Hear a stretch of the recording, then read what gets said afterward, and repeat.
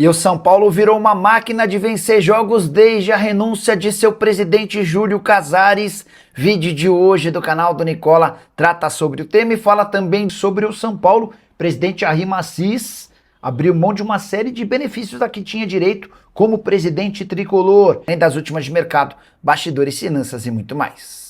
Fala aí pessoal, sou Jorge Nicola, bem-vindos a mais um vídeo do canal. Sempre bom ter vocês por aqui, sem perder tempo, pedir para deixar like, se inscrever no canal e ativar as notificações. Preciso falar agora sobre a Libra, um dos grupos responsáveis por representar os clubes nas negociações dos direitos de transmissão está ruindo. Tudo começa na Libra no ano passado, quando o Flamengo exige uma compensação financeira maior do que a dos outros times. Isso causou um estremecimento na Libra. Mas não parou por aí. Mais recentemente, o banco Daicoval retirou uma proposta de compra de 5% dos direitos de TV. E com esses 5%, vários clubes fariam adiantamentos, como por exemplo o Grêmio, que estava disposto a pegar 73 milhões de reais. A partir desse episódio, o Grêmio está negociando sua ida para a FFU. Forte Futebol União era a antiga LFU. O São Paulo e o Santos podem pegar o mesmo caminho. Importante registrar que, além daquela questão e a treta envolvendo o Flamengo na temporada passada, o acesso do Remo da segunda para a primeira divisão também gerou um ruído. É que com mais um clube da Libra, o dinheiro seria dividido, o mesmo valor seria dividido por mais clubes. A ideia dos times que integram a Libra é de que com o acesso do Remo, mais grana estivesse envolvida. Não foi o caso, e a verdade é que a Libra pode estar vivendo seus últimos dias. Para de falar sobre o São Paulo, Arrim Assis, presidente tricolor, abriu mão de uma série de benefícios a que teria direito desde que se tornou presidente. Não sei se você está ligado, mas o presidente tricolor recebe um salário de algo na casa dos 30 mil reais por mês, além de outros benefícios. Arrim Assis está ganhando o salário que pertencia a Júlio Casares, mas abriu mão, por exemplo, do cartão corporativo, aquele mesmo que causou tantos problemas a presidentes do Corinthians num passado não tão distante. Ele entende que tem uma condição financeira suficiente que lhe permite abrir mão desse benefício. Outro ponto importante, Arrim Assis também não está fazendo uso do plano de saúde que seria subsidiado pelo São Paulo. Já mais experiente, para não dizer veterano, velho, Arrim Assis entende que o seu plano de saúde atual já é suficientemente capaz de lhe oferecer boas condições. Enquanto isso, o novo presidente tricolor tem feito uma série de cortes de gastos para tentar fazer com que o São Paulo seja mais eficiente do ponto de vista financeiro. Entre os cortes, sobrou até para a festa de carnaval, que custou no ano passado 300 mil reais. Festa de carnaval dentro do clube social. A festa desse ano custou apenas 30 mil reais. A estimativa é de que o São Paulo de Arrim Assis já tenha garantido uma economia de 4 milhões de reais nesse ano, com todos os cortes que incluíram, inclusive, pessoas próximas ao presidente Júlio Casares. E é sobre o São Paulo que eu quero falar a partir de agora. Pode ser só uma coincidência, mas desde que Júlio Casares renunciou à presidência do São Paulo, o tricolor deslanchou. Nesse momento, semifinalista do Campeonato Paulista e líder do Campeonato Brasileiro. Foram 10 jogos desde o adeus do Casares, com 7 vitórias, 1 empate e 2 derrotas. São Paulo não perde há 8 partidas e vem de 5 vitórias seguidas. Na noite dessa quarta-feira, mesmo usando reservas, São Paulo venceu o Curitiba por 1-0 no Couto Pereira. O gol foi marcado pelo Cauli em cobrança de pênalti. Cauli que acaba de chegar e vem aos pouquinhos garantindo um bom crescimento. Com a vitória em Curitiba, o São Paulo chegou a 10 pontos. Se igualando ao Palmeiras, eles são os líderes da competição nacional. Desses 8 jogos de invencibilidade, São Paulo tem 7 vitórias e 1 empate, 14 gols marcados e 5 gols sofridos. Gostaria que você usasse o espaço para comentário para avaliar se a saída do Júlio Casares tem a ver com essa sequência positiva ou se foi uma mera coincidência. Comente, por favor. Você chegou a ver se o São Paulo está interessado no Daniel Baianinho, do Capivariano?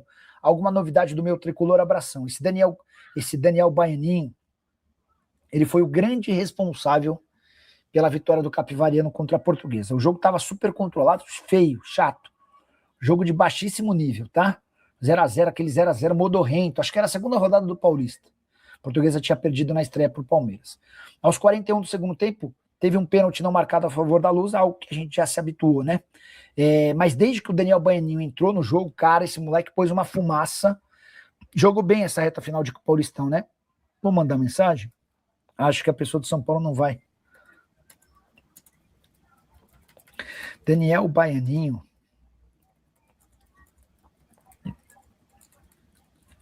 Mandei aqui, tá? Assim que tiver alguma constatação, também já conto para vocês.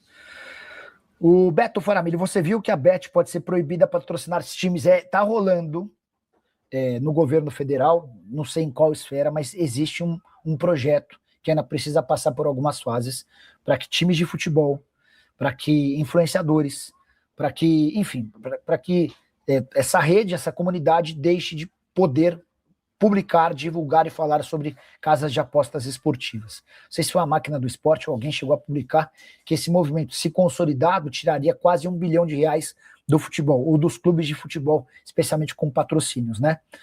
Não sei se os clubes estão preparados para uma perda dessa. Outro dia eu vi o Danilo, que é tipster, é especialista em aposta esportiva, e ele estava me dizendo que dificilmente essa história vai avançar, até porque há muitos interessados, tem muito dinheiro em jogo.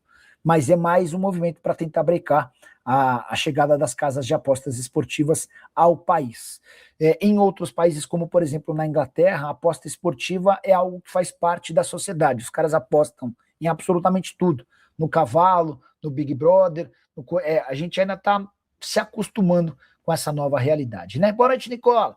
E os estrangeiros que viriam para o Sub-20 do São Paulo, para o Sub-20 do São Paulo, cadê o meia do time do Nordeste? Não me lembro qual, que veio para o São Paulo, acho que é o Dudu. Essas negociações da época do Douglas Schwartzman, não eram? Deixa eu até mandar mensagem para o Douglas.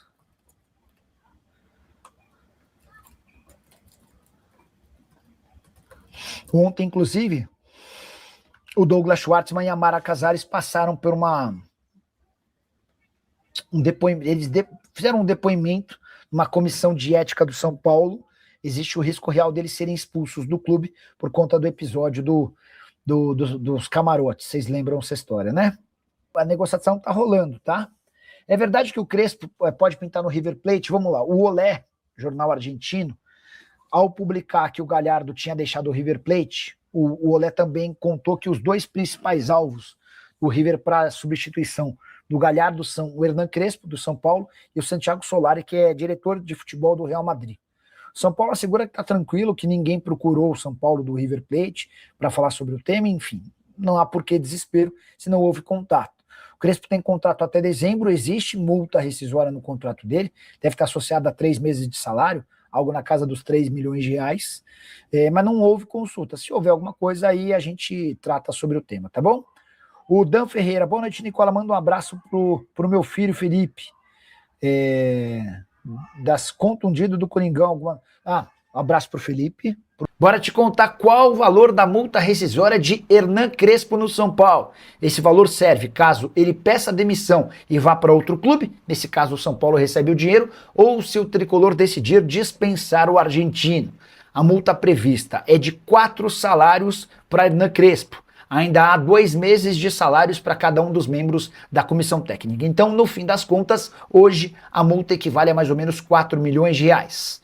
Por que eu estou falando dessa multa do Hernan Crespo? Recentemente, a imprensa argentina chegou a especular o Crespo como alvo do River Plate. Não deve acontecer, não houve conversa, não houve avanço nas negociações e o Cudê tem tudo para ser anunciado muito em breve como o novo comandante do River Plate. Mas fica de informação para você. Se o São Paulo quiser demitir o Crespo, precisará desembolsar 4 milhões de reais. Se algum clube quiser contratar o Crespo com a anuência do técnico, é o São Paulo quem recebe essa grana. Contrato do Crespo com o Tricolor se encerra em 31 de dezembro desse ano.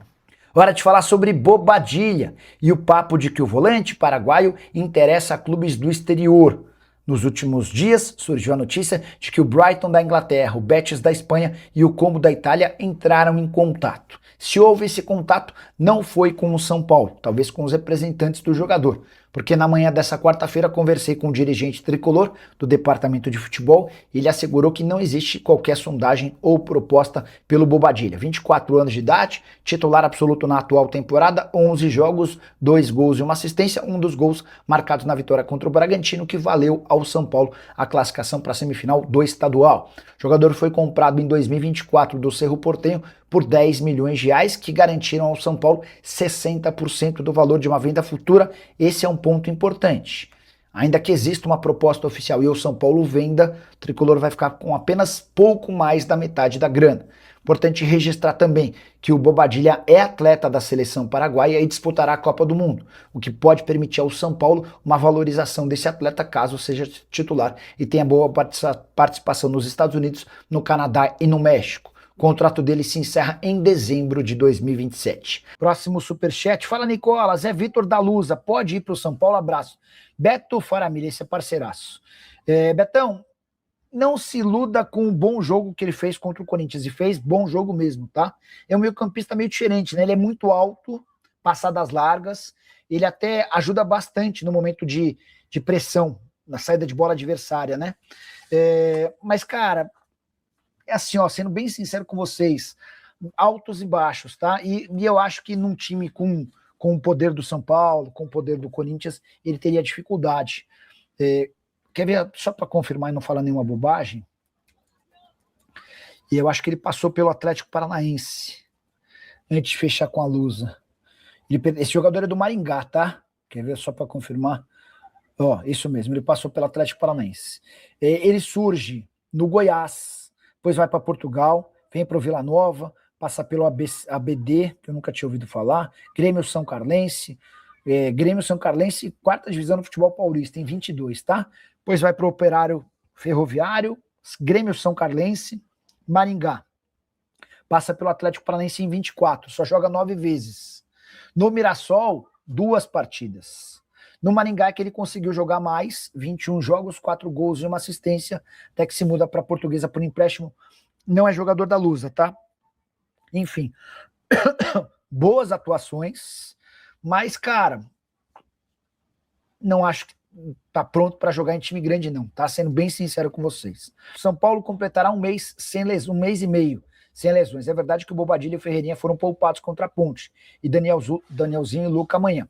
Leonardo Limeira toca num ponto super importante, até porque o São Paulo tem sido o zero e vezeiro, tem sido o recordista, o campeão de lesões ano após ano. Faz pelo menos umas 3 temporadas em que o São Paulo tem todos os problemas do mundo quando o assunto é contusão.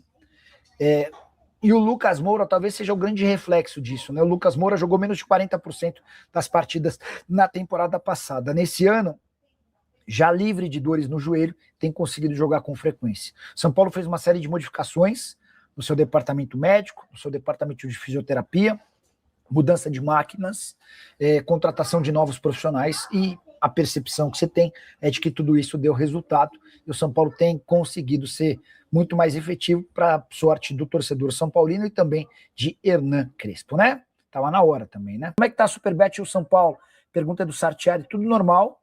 A partir do ano que vem, o São Paulo se beneficia dos contratos dos rivais Flamengo, Corinthians e Palmeiras para entender quanto vai ser o seu contrato de patrocínio, o seu reajuste. O São Paulo fechou um contrato diferente com a Superbet. O contrato é longo, né?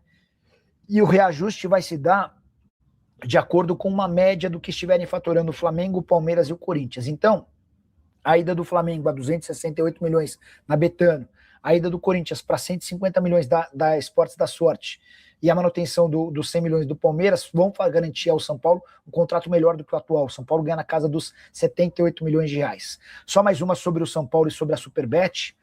O São Paulo tinha...